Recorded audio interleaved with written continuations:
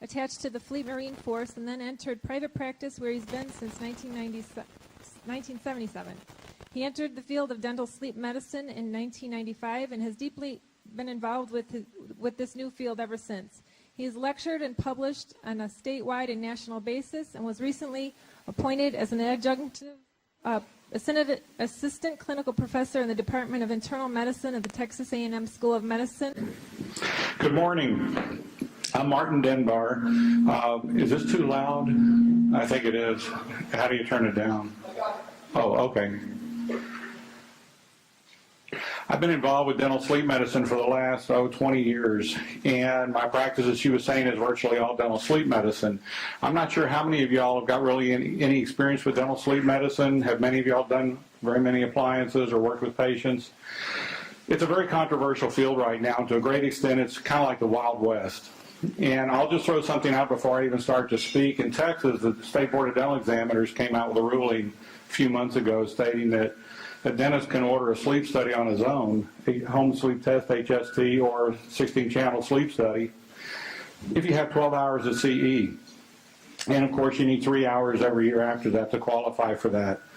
I feel kind of awkward when I'm working with some of the doctors here in town because I'm in Austin, and you know, they're board-certified internal medicine, board-certified critical care, board-certified pulmonologists, and then board-certified sleep, but I get to go, I had 12 hours of CE.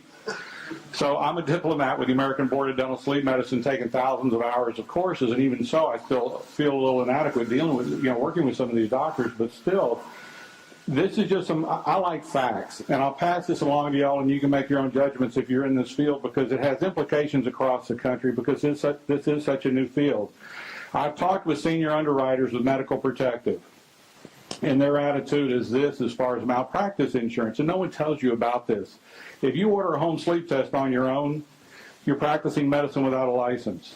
It's kind of like I've one medical director for a major carrier here in Texas as a patient, and I said, Harvey, if a patient comes in and he's got high blood pressure, can I prescribe a treadmill and an EKG for him? And he looks at me and he starts laughing, which is what I expected. And then I said, well, what if I order a sleep test? And he goes, that's a good point, Martin.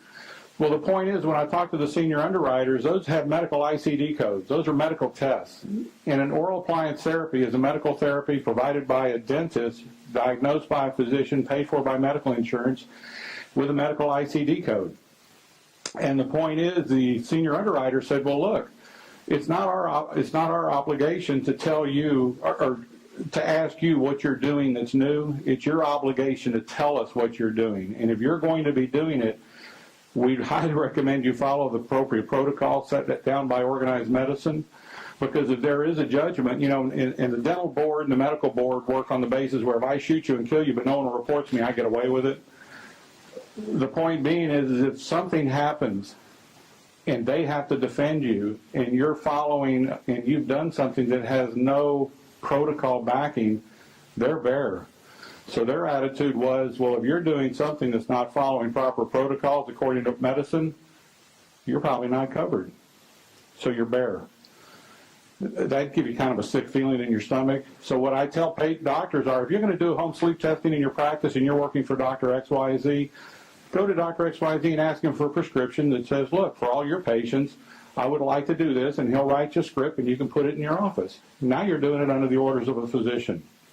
The other aspect is I can't tell you who I talk with or don't talk with, because Bertie told me this.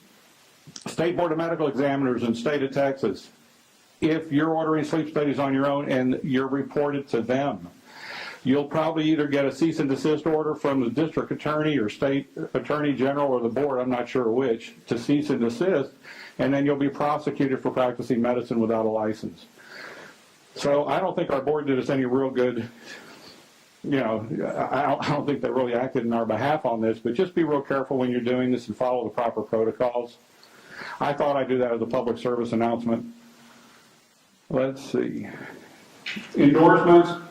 I'm beholden to nobody. I've been doing this 20 years. Nobody's paying me anything, so I'm a little bit of a wild candidate, and some companies don't like that. The whole premise of me being here is to be able to assist to provide the highest quality of care that we can for our patients. We're going to learn today the basic terminology for dental sleep medicine, become familiar with the physiological impact, look for what do we look for in the pediatric population, and I'm going to be talking in a little different vein about what to look for when you're having a patient, because that patient comes and sits in your chair and you're going, so what do I do now? And of course, everything you read in the journals is it's a real quick buck, put it at 70% protrusion and voila, they're taken care of. Doesn't work that way. And the more you learn, the more you really see that this is not simple therapy. So when we look at actually the field of it, the training and support is the American Academy of Dental Sleep Medicine. The authority is the American Board of Dental Sleep Medicine, and we're all regulated by the physicians, the American Academy of Sleep Medicine. This is the definition I came up with. It's dental sleep medicine is a treatment or oral appliance therapy. It's the management of a medical pathology, upper airway resistance syndrome, central mixed obstructive sleep apnea, utilizing a medical device, which is the oral appliance, delivered and adjusted by a qualified dentist.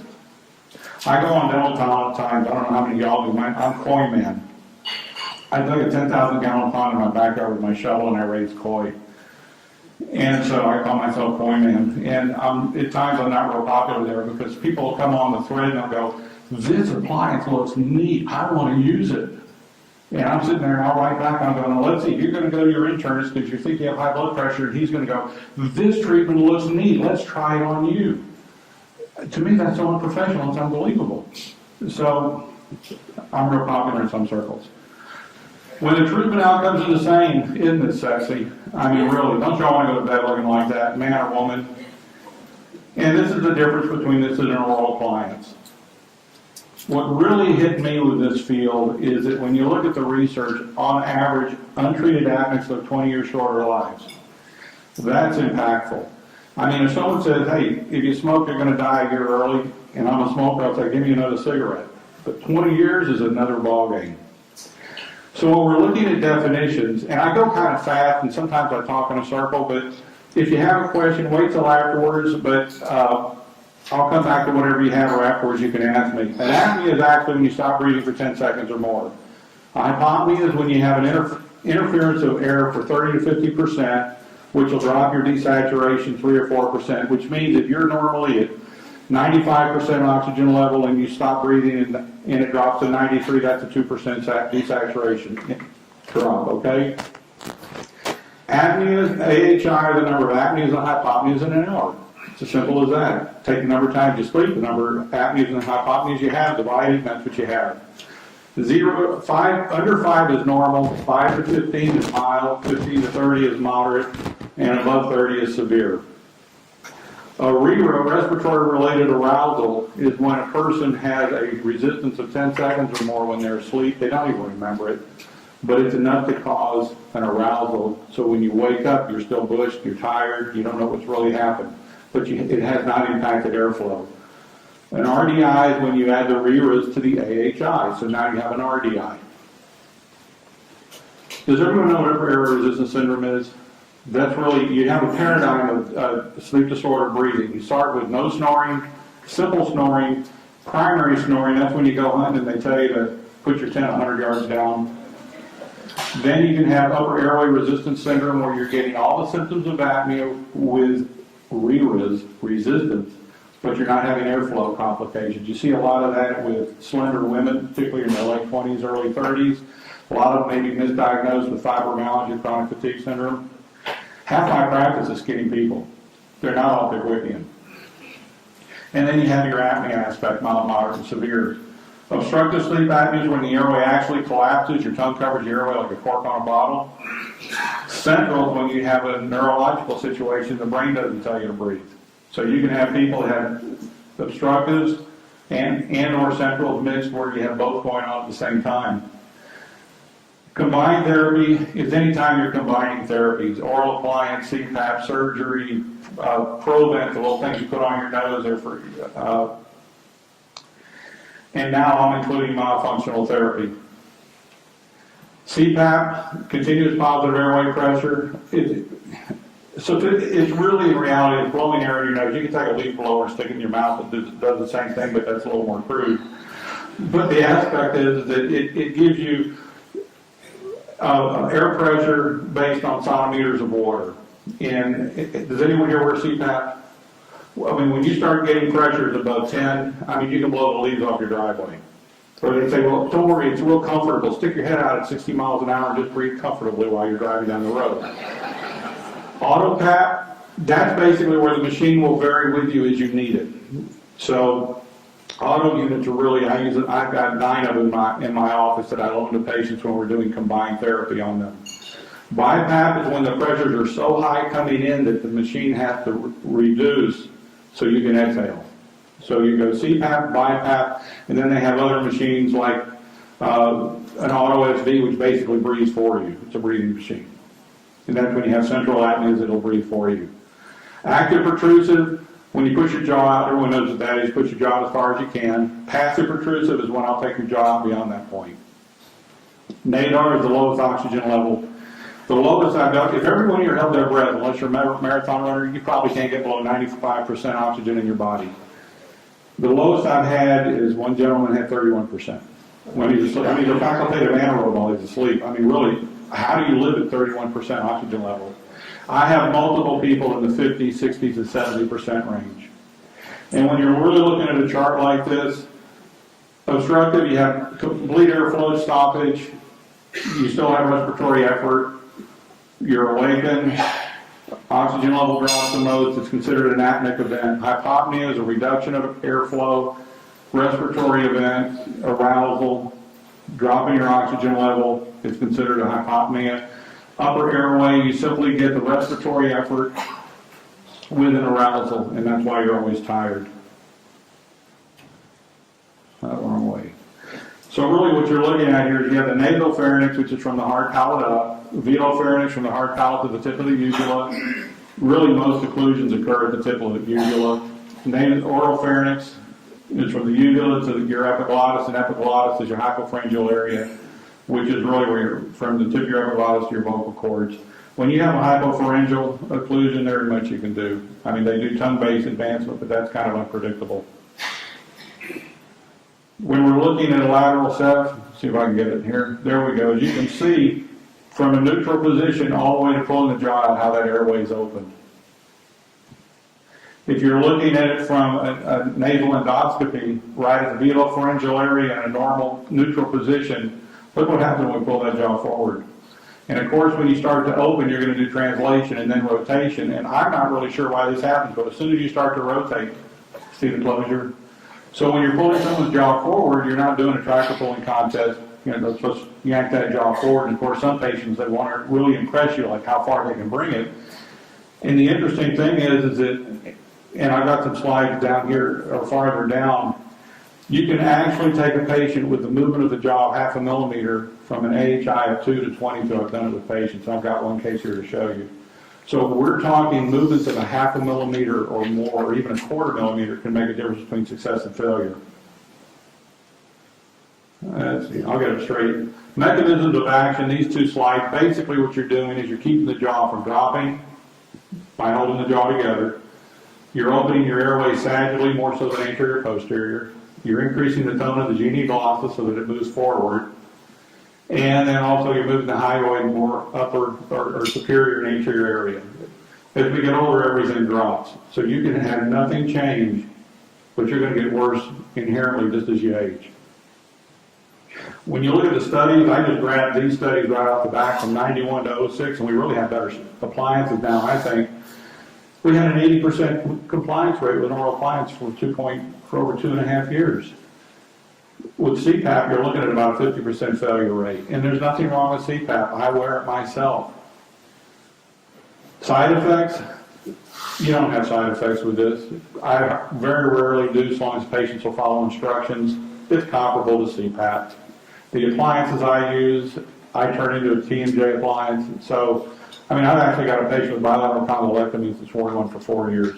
I get no TMJ aspects with this unless they get too aggressive.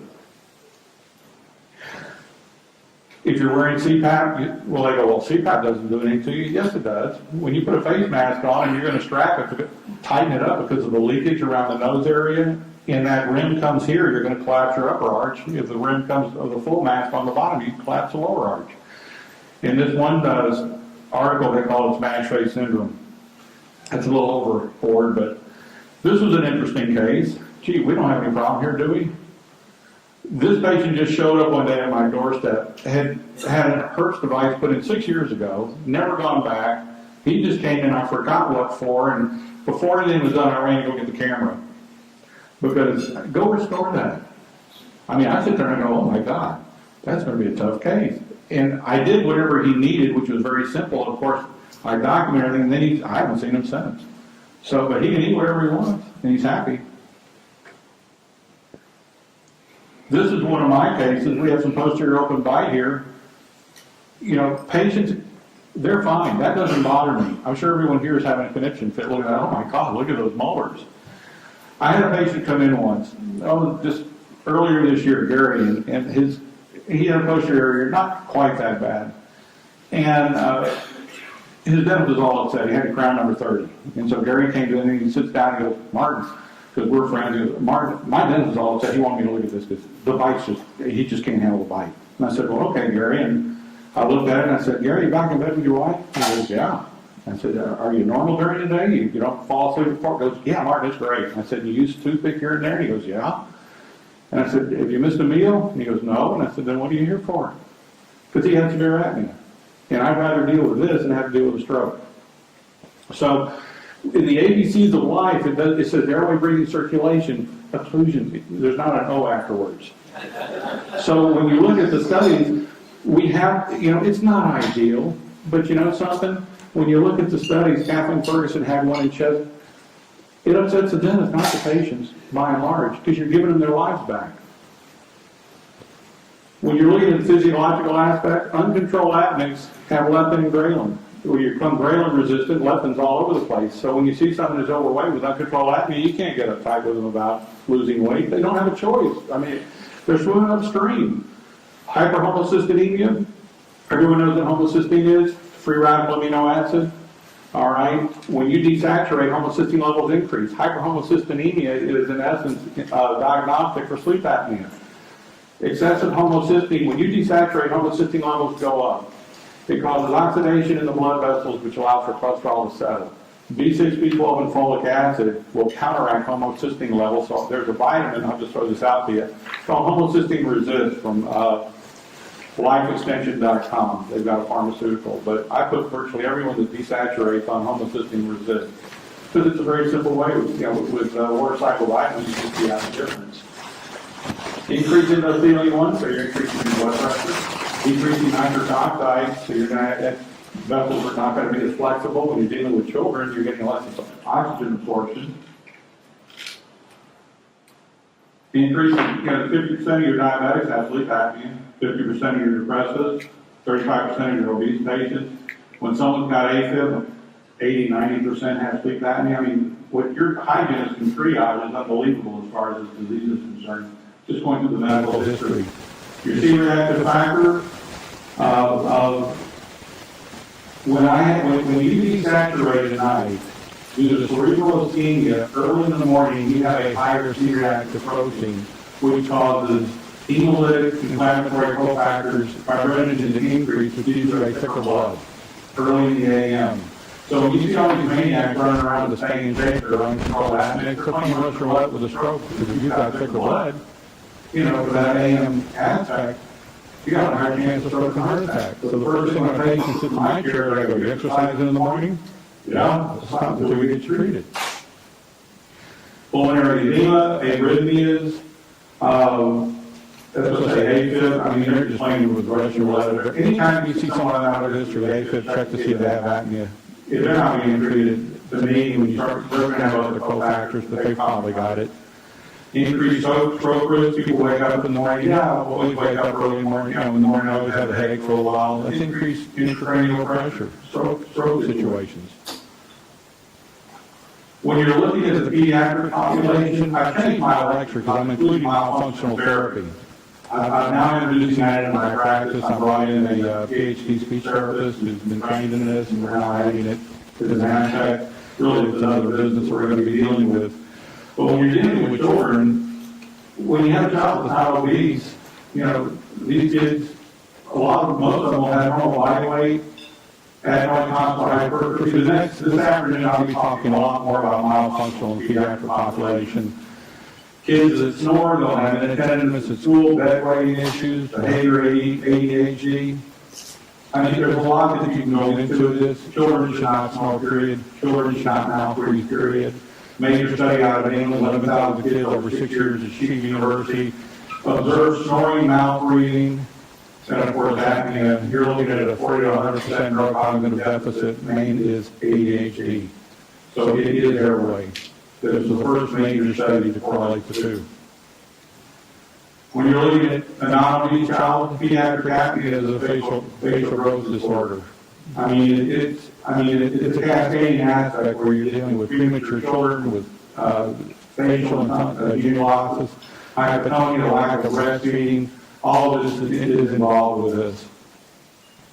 When we're looking at mouth breathing, per se, like I mentioned to you, mouth breathing causes upper and lower airway instability. In the past, I've done a 360 in the last 6 months. I would have patients come in that I'm treating, and I'd say about 20 to 30% of my practice, patients have AHIs of between 50 and 140. So I get people stop breathing 100 times an hour and nobody can treat them with or without teeth. And I go to the Sun Martin, fortunately they don't send me the easy cases, so it's frustrating. They're so-called easy case. But mouth breathing is really, you don't want anyone to have that. If someone comes in and they can't breathe through their nose, I'm the ENT's best friend right now. I send them in for surgery, period. Same with tongue tie. Once again, this study showing absence of sleep disorder breathing is associated with normal nasal breathing. When you're looking at nasal breathing, you're getting upwards of 20%, about 20%. I forgot where I read that in the research study, so I hate saying it, but a significant amount. Up to about 20%, I'll just say that, of nitric oxide produced in the nasal turbinates. So when you get a child who's mouth breathing, and they zero to the kids with the shadows under their eyes, that's being swollen for lack of oxygen absorption. That's their mouth breathers. So you want them all nasal breathing. This is an anterior open bite without myofunctional therapy. And I'm not going to say the old or traditional, but what I always understood myofunctional therapy was with tongue thrusters, where you're dealing with the TH sound, anywhere where you're forming a sound on a speech surface, where your tongue is at the upper anterior area, like the TH sound. This is more out of Brazil, where we're dealing with airway maintenance. And myofunctional therapy has been shown to help assist with closing anterior bites. And of course, with anterior bites, you've got a mouth breather and the cascading effect all the way down the line. This is another study, and I put it in red because you'll start to see premature infants. Most preemies don't breastfeed. You don't breastfeed, you're not stimulating the intrinsic muscle activity of the orofacial complex and genital losses. You have a narrow palate. When you got a low tongue level, the force from the facial muscles will compress your maxillary arch to become narrow on top of possibly tongue sucking. So now you've got a narrower posterior airway space. And abnormal tongue position with the presence of mouth breathing. Monobreastfed children have significantly greater chances of having anterior open bite, which now deals with tongue thrust, which now deals with low tongue level. You see the cascading aspect of all this? It's really, this is all new to me. And to me, I went to a joint motorist course in San Francisco with my speech therapist. It was transformational. And I'm changing the way I'm even doing things now, treating adults. The study, this was a big study out of Chief University in Great Britain with observed snoring, mouth breathing, and witness apneas. And when you have a child in the chair and you're talking to mom, don't say how do they sleep. You want to say, does your child snore? Does your child mouth breathe? Or does your child actually stop breathing? But you can see from this, age 7, untreated, 40 to 100% potential neurocognitive deficits, and basically it's hyperactivity. So for pediatric screening, this is what I go through, or what we will be going through. Does your child snore? Do they grind their teeth? When you're grinding your teeth, they're trying to get the tonsils off your station too, basically. Do they have ADHD? A major study out of England. That's the main aspect of mouth breathing. Bedwetting issues. You've got a 5 or a 4 or a 6-year-old that's still waiting in their bed. When you're having apnea, you're not producing antidiuretic hormones, so that's one reason why. It's why someone will go to the bathroom. Some of these patients of mine, they got to go to the bathroom 4 times an hour, or 4 times a night. years ago, I had one well-known attorney here in town. We treated him, and all of a sudden, he just showed up, and he's running down the hallway in my office yelling, "Hey, Martin, I'm not peeing 5 times a night." Of course, everyone's going, "Where the hell am I?" But he was so happy. But that's one of the main symptoms that you'll see. Does your child, another thing is when you have, say, someone today or night, and you ask the mom, "Hey, is your kid, does he fall asleep sitting with their legs crossed on the bed with their head on the pillow?" Well, yeah, because it's easier to breathe than it is laying down. Does your child sit in awkward positions? You see a 1 or 2-year-old with their neck stretched out or in crazy positions. That's airway. Is your child a mouth breather? Do they chew with their mouth open? Are they messy eaters? If you can't chew with your mouth, if you can't breathe through your nose, you're going to chew with your mouth open. So you're not going to get proper chewing, which will cause stomach problems. If you're a mouth breather as a child, you don't have the filtration of the nose, nitric oxide production through the nose, or absorption. You're going to dry out the tonsils, which will produce leukotrienes, which are inflammatory cofactors, and histamine, which will aggravate allergies and asthma. So in the poor kid doesn't have a chance. And once again, your child chew with their mouth open. Now I'm going to change gears. We're going to get into dental sleep medicine here. I'm approaching this from a viewpoint of what should a clinician think about when that patient comes in. And there's a mindset here. We're not performing a procedure like a crown or endo that's perfect. We're dealing with patient management. There's 2 terms, efficacy and efficiency. Does it work? Will you use it? If I have a patient and I get him 80% protected, and they go, I'm not wearing that seat mat, that's all there is to it. I'd rather have you 80% protected than none. So in essence, you've got to realize you're not going to be perfect every time. We're attempting to manage the disease unique to each patient's medical condition, personality, body shape, and lifestyle. Are they pear-shaped? You know, they got big legs, small chest. I have trainers that come in with like 5% body fat with significant apnea. I've got massive shoulders, and I keep yelling at them, swim with doing bench presses, because that's way on the throat and the chest. So in all the different personalities are involved. It does get interesting. There's no cookbook of jaw position. You don't put someone at 70% and go, oh, they're treated. That's baloney. Everybody is different. Nobody's ever died of a frostbite, malocclusion, open contact, or not having areas of new food impaction. That's what I was telling you about that patient of mine. It's a different mindset. And I've gotten into fights with dentists before. I mean, it's ridiculous. And I ended up just saying, look, you want someone dead with straight teeth, or you'll give you a break here. I'm so very serious about this because last May I had a patient I've known for 10 years. We were friends, he and his wife. He took this like a joke. And in 2009 or 10, I completely changed, and it's following practice protocols, period.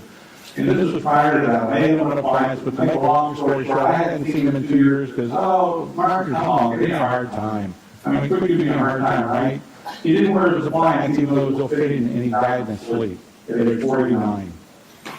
I don't play games with this anymore. You know, if I hadn't been documented where I had sent letters to him and his physician stating what proper therapy, what was going to be, I'm not going to treat you again, etc., I'm not going to be up here talking with you, which is why they wanted to sue me.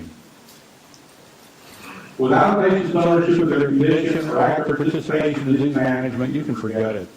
I mean, I now sit there and I tell patients to their face, this is your problem, not mine. My problem, I'll help you with your problem. We'll work together as a team. Because I get fed up and have for years, and sorry to say this, but it's mostly women, blondes or redheads, and they'll go, well, your appliance doesn't work. And I'll go, no, your body's not responding to this therapy. And then, so, I mean, I lay it out there. I've got lots of firms to sign, but this is something you've got to realize. We're not doing it around whether the patient wants you to have it done or not, wants you to do it or not. We're having, this is lifetime therapy. So if you're not going to be a part of it, quit beating your head against the wall. In the service, my CO used to say, you're going to beat your head against the wall or a football helmet so it doesn't hurt. And I'm just, you know, so I found to get very aggressive with this in the fact that we're going to do this together, we're not going to do it at all.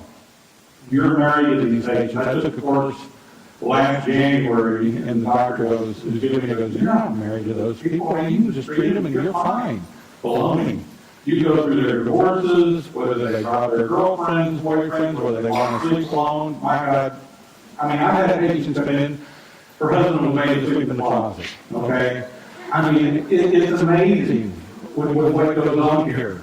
Dental sleep medicine is an interdisciplinary cooperation between the physician of record, the dentist, respiratory therapist, physician assistant, nurse practitioner, durable medical equipment company, where you get your CPAP machines, their family, caretakers. You'll have patients coming in, your treatment's dependent on their nurse assistant at the assisted living facility to derive the desired treatment outcome. And here's the biggie, we're not head of that team anymore. We're not, king of the little cottage industry, walking our door, we're king there. No way, we're working underneath that physician's license. So we've got to get a change in all aspect here with this. And dentists aren't real good with interdisciplinary, working with other fields and such, or specialties. We're only an oral surgeon or a periodontist, but in the medical world, we may have 5 or 6 docs involved here, and that's what we're being a part of. I left my ego at the door 15 years ago. So here's some initial thought. Patient sits in the chair. What's the definition of a difficult case? Is it IAOMT, the number of times they stop breathing an hour, or is it the low oxygen level they have? Or what's the definition of an easy case? Because I had a dentist down here in Georgetown tell me one day, and she goes, well, I only take the easy cases. I'm like, really define that for me. Some of the cases, one of the easiest cases we use, a guy stops breathing 120 times an hour, he's in his mid-30s, just for his wedding. And so the hardest case is when a redhead, fair-complected, insecure female that's in between relationships, doesn't know how to take responsibility for themselves, Princess D syndrome that has a nose that can smell anything from 3 feet away, from 20 feet away, and can taste every ingredient in their meal, walks in and goes, I want you to help me. I feel like I'm running out the back door. And so, but some of those are upper resistant patients. So really, when the patient comes in, you're going to be all of these. We're not far from Fort Hood. You get a retired military officer coming in. You just don't tell them, hey, we're going to do this. They'll look at you and go, oh, really? Because they've been in support their whole lives. You have to counsel them, show them research. Psychotherapists. I had one lady, I was talking with her a few days ago, old school, in her mid-70s, she gets dressed up every night to go to bed for her husband, wants to look pretty, will not take any help from anyone, and she didn't want to wear CPAP, and she wearing all appliances. And she had surrounding, and I said, well, what are you going to do when you have a stroke, or you have a high predisposition for it, and you can't walk or speak? She went nuts. We're treating her. A parent, I'll have patients in their 16, 17, and their 20s, and I'm 63, so I'm talking to them like I would with my kid. Patient, I get a kick out of this. I always tell patients, look, I'm all fat, I got acne, I can talk to you about anything.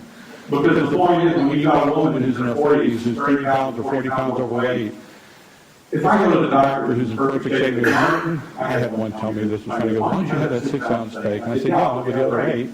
When someone tells you to lose weight and you're in perfect shape, under your breath, you're saying, go screw yourself. I mean, really. And so, to me, I identify with them, we have a chuckle, and we can move forward with it. When you're dealing with the referees, when the wife usually brings the husband in, he's going, I don't have a problem, and she's going doing this, going, yes, he does, and it's a fight between the two.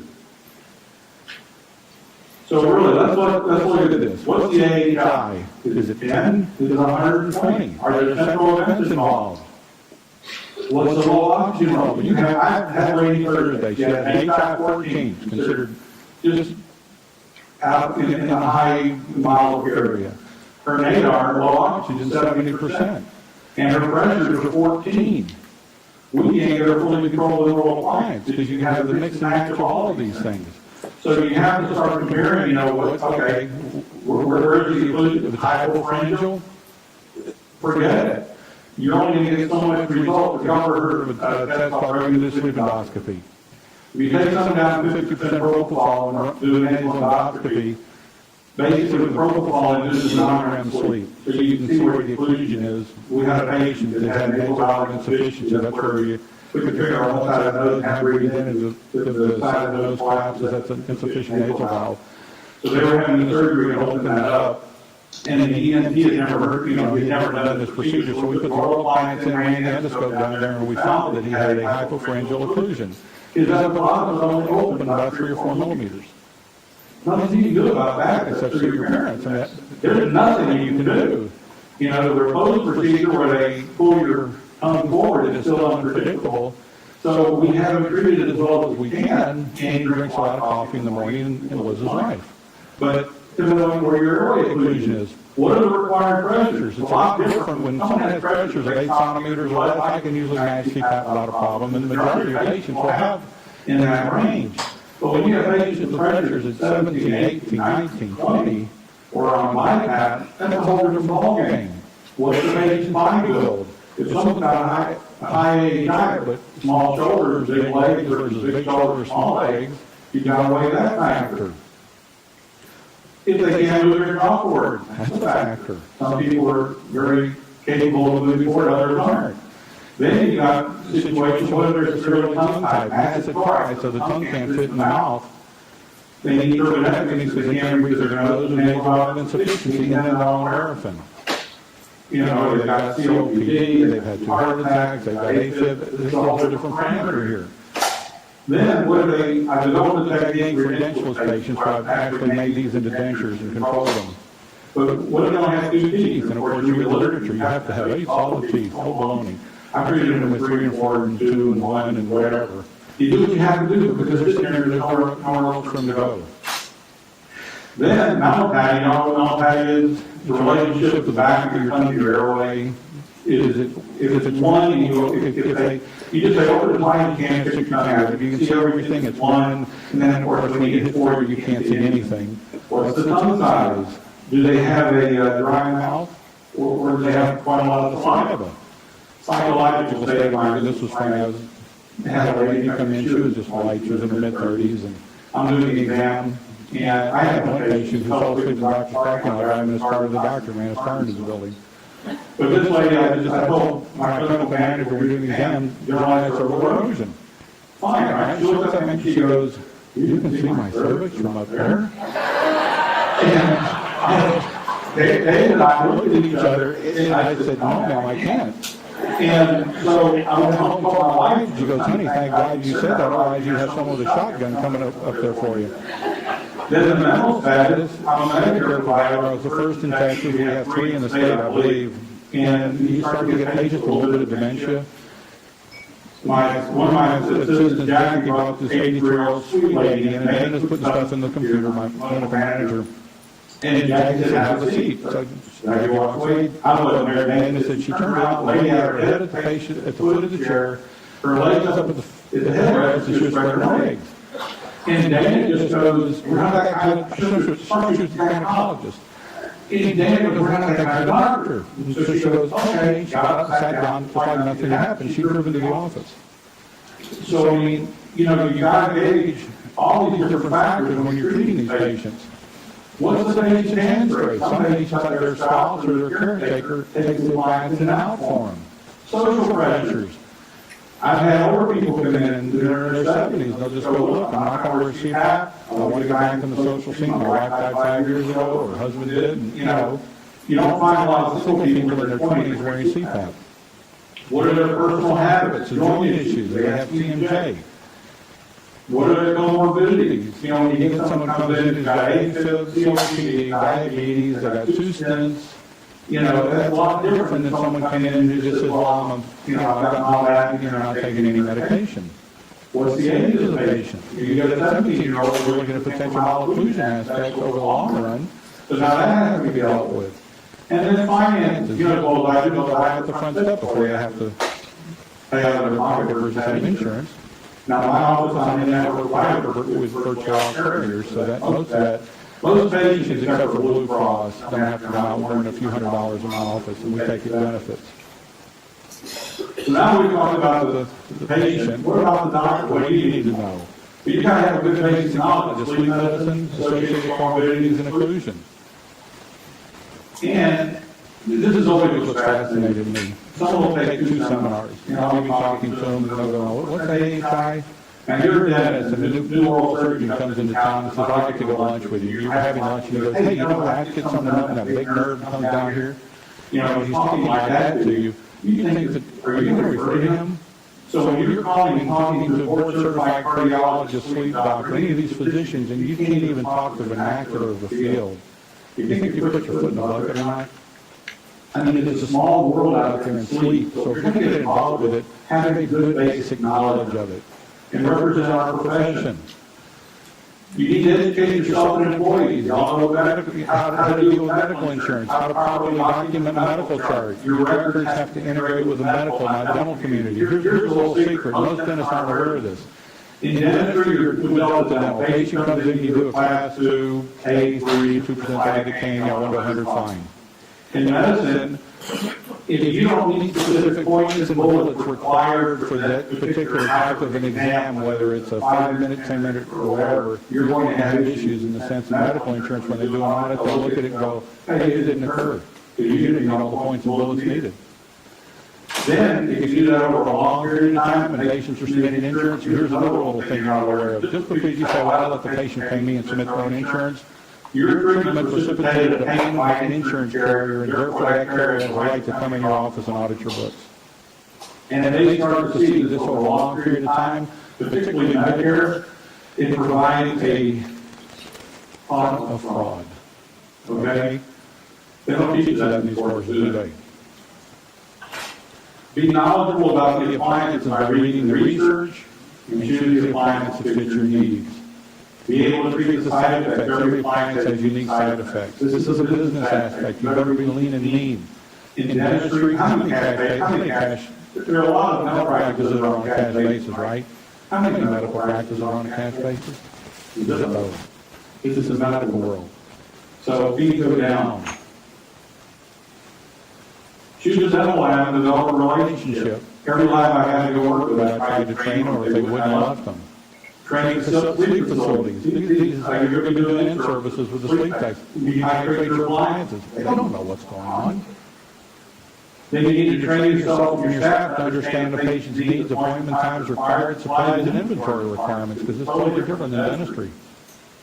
Then, when you've been able to simulate all of this for you and your staff so that you can comfortably communicate with patients, physicians, insurance carriers, medical directors, contracting specialists, nurses, sleep techs, respiratory therapists, referral services, that's where you're ready to treat the patient with the treatment they deserve.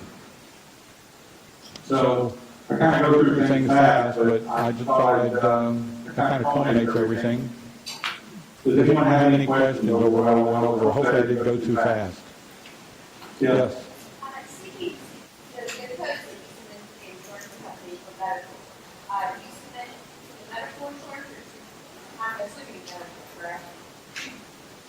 Everything here is medical, nothing is dental.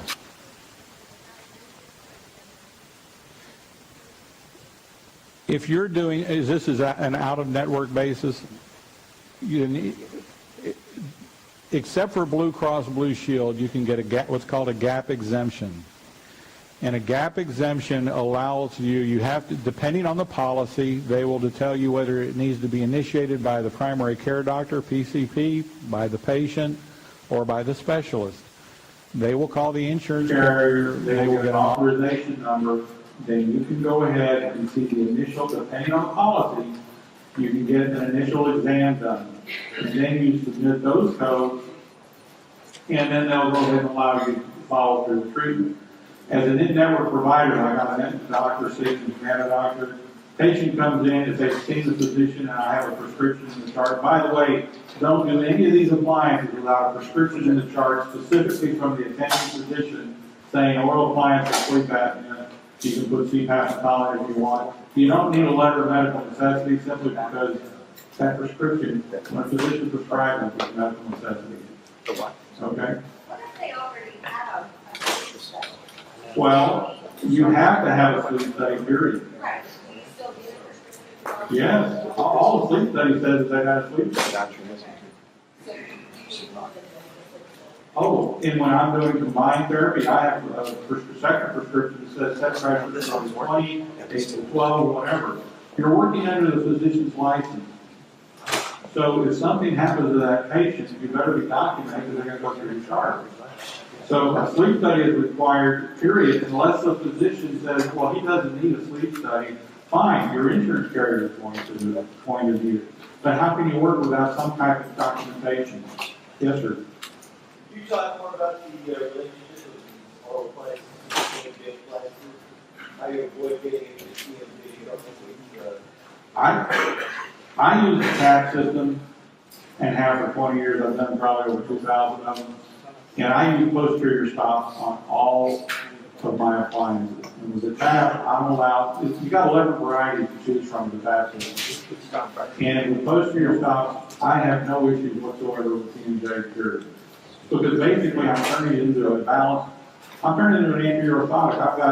I've got a tripod occlusion about 75% of the pressure on the two posterior stops is on the most distal portion of the appliance. And then I have a milder pressure on the anterior area because your dynamics, you know, people wake up in the morning and go, oh, my back feet hurt from clenching and grinding. You got your dynamics and say class 1 or class 2 occlusion here. When you're moving an oral appliance, you're end on. So your biggest complaint before you put the posterior stops on is they're going to say, oh, my front teeth are a little sore. Sure, you're end on. You're overstressing those teeth. Then I'll put the posterior stops on, and that virtually always goes away. So I'll have all the patients in balanced occlusion. And also, when you're using posterior stops, I found out about this after I already run the appliance for about 10 years. With posterior stops, I don't get any more drifting or opening of contacts or drifting posterior teeth period. wake up in the morning, but John heard you 2 hours to work for my feedback together. You have posterior stops? I do. What kind of appliance?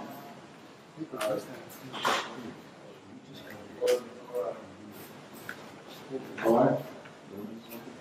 Well, I don't have a lot of experience with the other appliances. My patients, the biggest complaint is, because I'm pretty aggressive. I get most people treated or early controlled within about 3 or 4 weeks at the most. If they follow instructions, some of them within 2 or 3. And for the first couple of weeks, unless they come and go, I have TMJ, then we'll put a posterior stop on immediately. But we'll wait 2 weeks and then we'll do our posterior stop. And most of the patients will say up to that point in time, gee, when I wear the appliance, it doesn't bother me until afterwards. Then if you put a posterior stop in there, that complaint usually goes away. So check your posterior stop and make sure in all excursions it's perfect. But see, if you're doing your posterior stops, I use quick set acrylic. I don't think they teach a lot of jet acrylic. Masking and jet acrylic, I'm not going to work. I mean, I make them directly in the patient's mouth, so it's completely custom in all excursions at the position they need to be. Yes? I don't make the sleep appliances, but I do see a lot of patients come about with sleep appliances, and I've seen that they don't have a severe occlusion, and now they're on the correct teeth, and they're wearing down the correct teeth. I can't hear you, I'm sorry. Okay. So I don't make the posterior appliances, but it seems like this giant influx, everybody makes sleep apnea appliances nowadays. So there are a lot of patients going around, and then I'm recommending patients with TMJ and anterior wear and movement of teeth. What would I recommend, or how would I deal with that? I don't necessarily plan on using this because I don't feel like I have enough experience. But how would I communicate to the person? Usually when you find, all right, we're going through our recall system, and it's hard to get patients back sometimes because they go, I feel so good, I don't want to see you again. But most dentists, honestly, guys, they don't know what they're doing. You know, drop it in 70% protrusion, we'll see you later. When you're having teeth, lower anterior teeth, like what you're saying, with they're flaring forward, that's because the appliance is not tight enough. When you see, I never have that happen, because if you put an appliance in and the patient is lifting the tongue and the posterior portion of the tongue is tilting that appliance up, you're torquing your anterior teeth forward. So you need better retention on the posterior area. I send it back to the dentist. And I call the dentist and say, I hope you're following proper protocols and proper follow-up. Because with TMJ, once again, I don't ever get TMJ issues with it. I mean, we treat it, I use the alpha stem if I do have someone who's sore, and that works fabulous. But it used to be a tissue arthrosis, so that takes too much time. So I would document, tell them to go back to the dentist, and if the dentist is doing things a serious way, I tell the patient to get find someone else to treat it.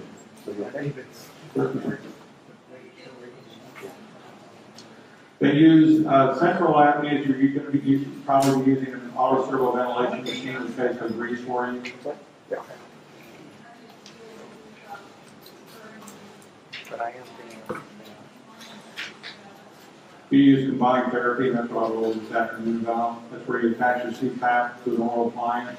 I actually had a patient, I'm not sure how well it worked. I had a patient with Lou Gehrig's disease about 2 months ago. It was really tragic. And we put her on, she refused to have a trach. She couldn't speak, couldn't control salivation. And we did combined therapy for her. And initially we got a good result, but I think she went downhill so fast.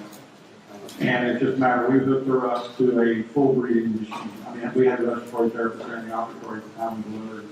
But with ASU machines, you just, once again, it's combined therapy. And with combined therapy, I'll go over this afternoon, you're cutting your pressure 50 to 60%. I turned virtually all bypass into CPAPs. Yes, sir. I've got some physicians that will order the TAP appliance specifically. It's kind of my least favorite because of TJ, et cetera. What have you experienced? What would you recommend? Well, see, the TAP is the one I love. Because of all your appliances, it's one of the only ones that will take in the passive protrusive. And when you're dealing with these patients, they always go 70%. I'd say 90% of my patients are in passive protrusive. And it's one of the few that will do it. When you're looking at a cost analysis basis to run a business, it's one that gives you the most flexibility for going to combined therapy. You see, there are only two products on the market, CPAP Pro and the TAP interface. Now, Thornton developed the new TAP, which I hate. And I went and I bought his full inventory of the old TAP chair size. I have them all in my office, 62 of them now. And he doesn't like me saying this, but that has a swivel on it, which allows the stress breaker so you can sleep on your stomach, your side. I wear it. It's great. The new one comes off straight and provides a little torque when you go side to side. And, you know, people are sensitive sleepers. So to me, if the doctor wants a TAP, and although I don't know why it would be your worst one, but to be honest with you, a lot of times doctors superimpose their feelings on something. They'll say, well, it doesn't give enough room space. Yeah, that's about hundreds and hundreds. But it also affords you that combination. If he says TAP, just call and say, look, I don't want to use a Somnomed. But if you got an AHI of about 25 to 35, you're using a Somnomed, you have to go to combined therapy. I had to buy 2 of them out of my own pocket because if you put an appliance in there and you need combined therapy, I had one doctor tell me, well, I let the patient choose the appliance. I'm going, excuse me? You know, so I'm not responsible if I have to buy another one. I went, okay. The point is that if you have to do combined therapy, when you're buying double appliances for the patient and you're on contract for a set fee, that's one of the main positives for the TAP system. So just call the doctor and say, hey, I want to do a herpes, I want to do this. But the TAP, if you do it right, you get no TMJ. It's a TMJ appliance in itself. You can produce it, make it into that. Any other questions? Yes, sir.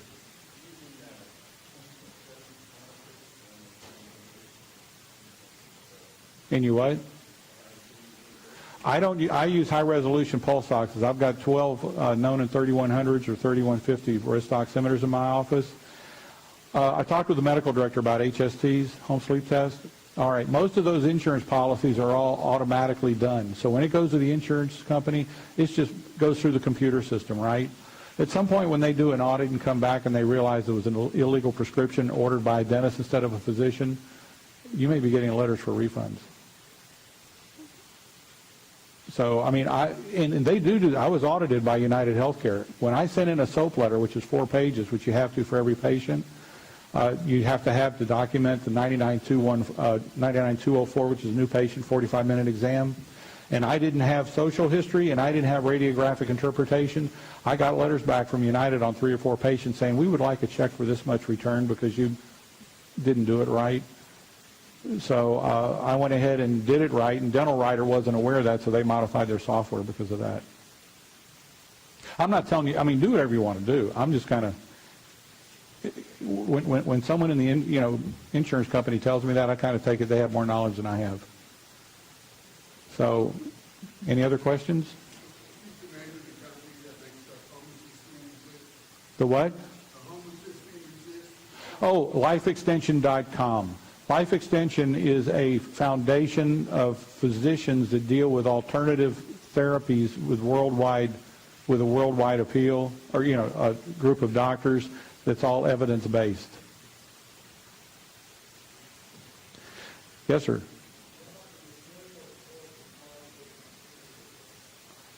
The material of choice for toxicity? I mean, they all have MSDS sheets. I've had one patient who is allergic to acrylic, jet acrylic, so we put her in the Narval, which does not have any of that. And I mean, I've never had an issue to that extent with it. Yes? In general, this is interesting. I've had one, once again, if you look at Dental Town, see some of my posts. Some of these doctors that teach will tell you, will charge, I know one doctor charges $4,000 or $6,000 for insurance, but $1,900 for cash. And then when they milk the insurance company for every nickel, then they just write off the difference. So go do that for dentistry. Submit your insurance for a crown for $2,000, collect $1,200 from the patient when they've paid, and then just write off the difference. And then if you're turned over, see what your state board does to you. The point being is that it's all over the place. On average, my contracts, you can figure $2,000 on what's called a global fee. It's 3 months worth of treatment, everything that's needed during that time frame. So on average, if you're getting between $1,800, really between $1,600 to $1,800 and about $2,400, $2,500, that's a range which you're looking at.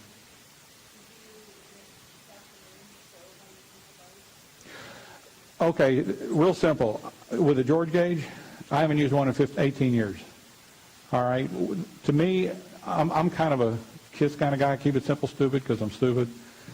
I take, when you're going to take a bite, I have all patients go to an end-on position, incisal end-on, period.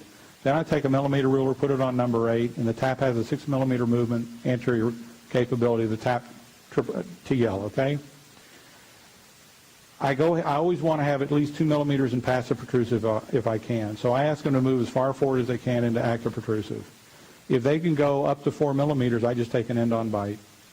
If they can go 10 millimeters, then I'll go ahead and, to the best of my ability, move the jaw and stabilize it for them 6 millimeters, and then take a bite at 6 millimeters past end-on. So my chart always writes bite taken end-on, 2 millimeters past end-on, because for that patient, it's always a reproducible position.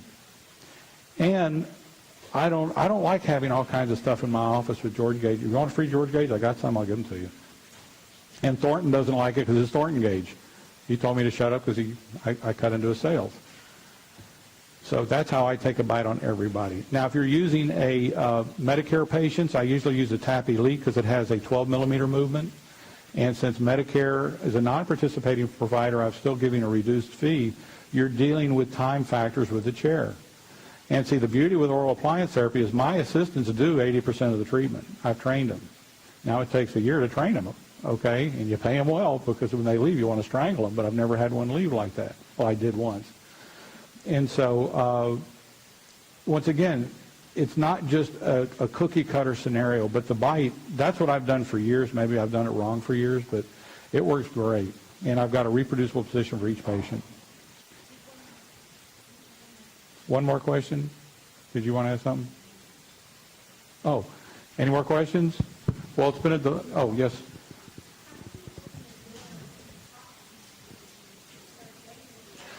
Before, I teach a private seminar on the business of this. Before you even talk to anyone, you need to be able to converse intelligently about the field and be knowledgeable. And that's kind of a long, if you like to just kind of corner me here, I'll be happy to give you some ideas on that. But the first thing you've got to do is know your business. Because right off the bat, if you don't sound like you do, they'll smile and you'll never see them again. Thank you very much. It's been a delight. Thank you, Dr. Denbar.